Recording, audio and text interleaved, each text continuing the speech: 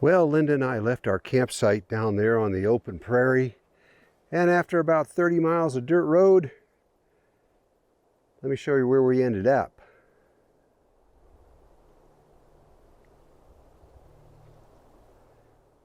We made it up into the Snowy Mountains, kind of south of Lewistown, Montana. Just beautiful pine forest.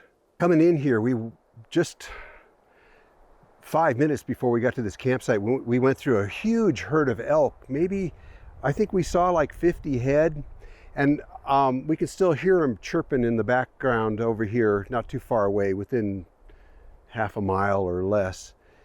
A lot of elk up here. And then in the prairie getting up here, there were pronghorn antelope everywhere. I think it's because not too many people hunting anymore. But boy, oh boy, because you don't want to drive 100 miles from your house and only be able to shoot one antelope. You know, 30 pounds of meat when it's all dressed out. It's not worth it. Elk, on the other hand, that's another story. So if you come up here and get an elk, and you can also get a pronghorn, now you're talking, because the pronghorn is basically the best meat, especially from all that grassy area, not a sage area. When they eat the sagebrush, they kind of taste like sage. You don't have to use sage when you're cooking them, though. See anything interesting up here, Linda? No, just the old road that went up this hill. I think it was for the woodcutters, judging by all the fallen trees and stuff. But through there, you can see the trail made by the elk as they came through. Oh, you mean the ones that we just saw? Yeah. Oh, so they came right through here. Yeah. The grass is starting to spring back up, but you can see some of them. God, it's beautiful here. All these purple and gold flowers. Wow.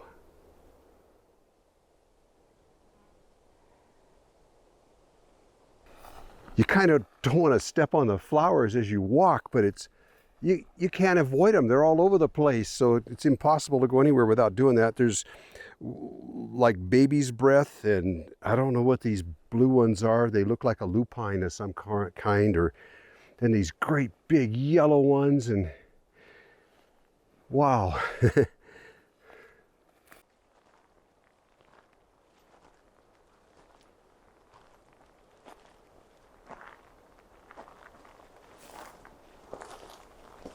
Oh my goodness, look at this.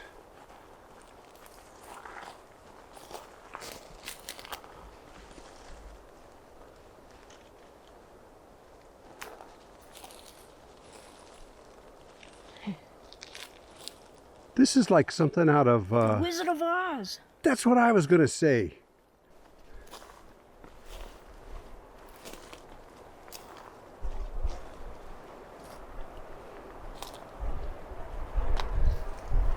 The other thing, though, is that it's really thick with wild roses, and they're pretty thorny. So you got to kind of watch where you're going. Well, we actually drove quite a few miles looking for a place to camp, and we saw one turnoff, one pull out along the road, but it was on the dusty side of the road. So anytime a car went by, you're going to get covered in a layer of dust. So we kept driving, and we didn't see anything. And then I saw where somebody had turned around here. There was just kind of a couple tire tracks in the grass. Let me show you what it looks like coming into this spot. See, there's not really you can't really tell anybody. I mean, this doesn't look like a camp spot, right? But it kind of looked kind of interesting. So we were coming from this way, and there was just some tire tracks in the grass right there. So I stopped and I got out and looked, and let me show you what I found.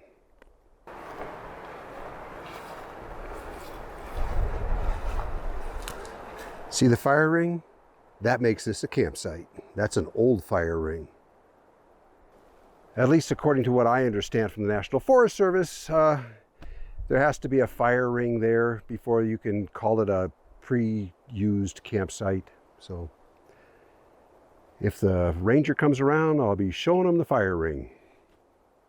Otherwise, there was no place to camp up here. It was just, you just drive and drive and drive, and there was no place to get off the road at all.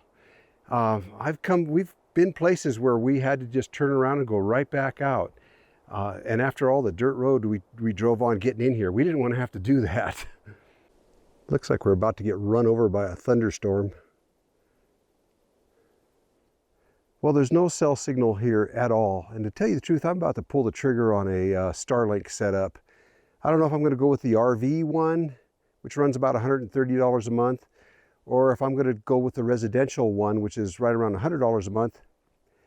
The residential one you can move around too, but every time you move, you got to email them and tell them where you're at. The thing about the RV one is that it's not as you don't get the same level of service that you do with the residential one. If you get in an area that's really crowded, other people have priority. The residential ones have priority over you if you have the RV one. So you see, whatever I get has got to work at home, because I'm getting rid of our cable, which is extremely slow. Man, it takes me 12 or more hours to upload a video at home with cable. So I want to get rid of that and just go with the Starlink. I guess I just got to make up my mind which one.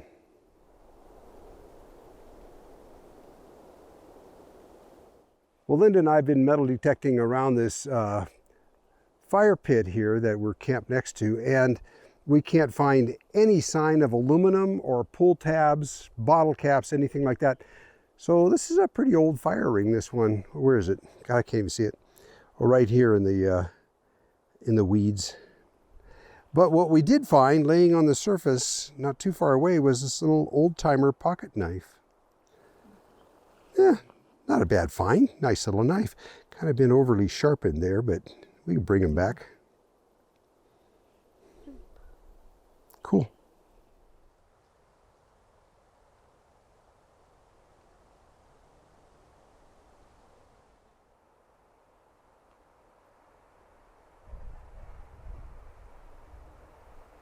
Is that incredible or what?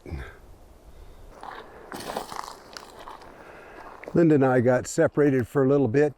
She went off exploring one direction, I went off the other, and we do that often. But in this case, she found a really well-used elk trail with plenty of fresh tracks on it. So she was just curious where it went, and it looked like it went down and intercepted the main road. But she started down it and then realized that it was curving away from the road. And so she turned around and came back. But that's the kind of thing that can get you lost in the woods, is when you think you're going one direction and don't realize through a bit of a curve or something that you're actually going in another direction. Now you may say, well, you know, if you follow that rabbit trail far enough, you're going to get lost. And people say, well, follow the elk trail back. You don't know where you joined up with it. You can start back and totally miss your turn off because it all looks the same. So you got to be real careful in the woods. She was smart enough to realize, oop, it's curving and it's not going down to the main road where I thought it was going to go. She was going to walk back on the main road. So she backtracked up that trail and found out where she had intercepted it and came back. This is the trail that she was talking about. We decided to come back up here just for fun. Let me go around you a little bit, Linda, and just show what it looks like. Look at this main path through the woods here.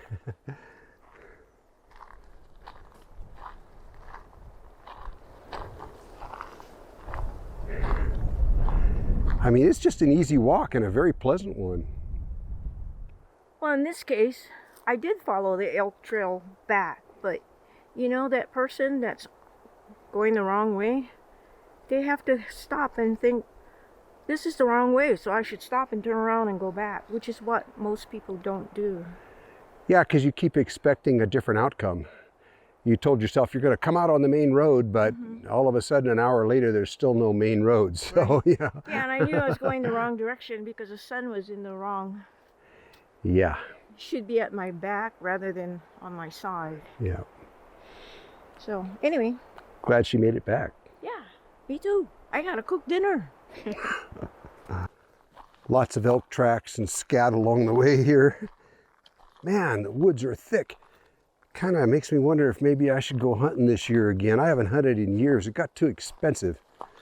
Yeah, it's still pretty expensive when you throw the gas and everything in. But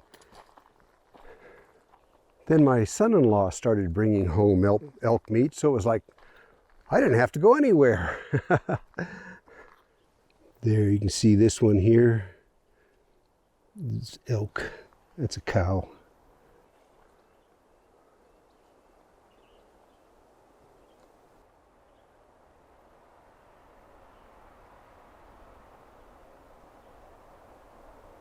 Tell you the truth, I had started back on a course that would intercept Linda, and she wasn't where I thought she was going to be, and I made my way back to camp and she wasn't there, and I had to set out again and head back up the hill and find her, and she was coming out of the woods, and yeah, glad to get her back.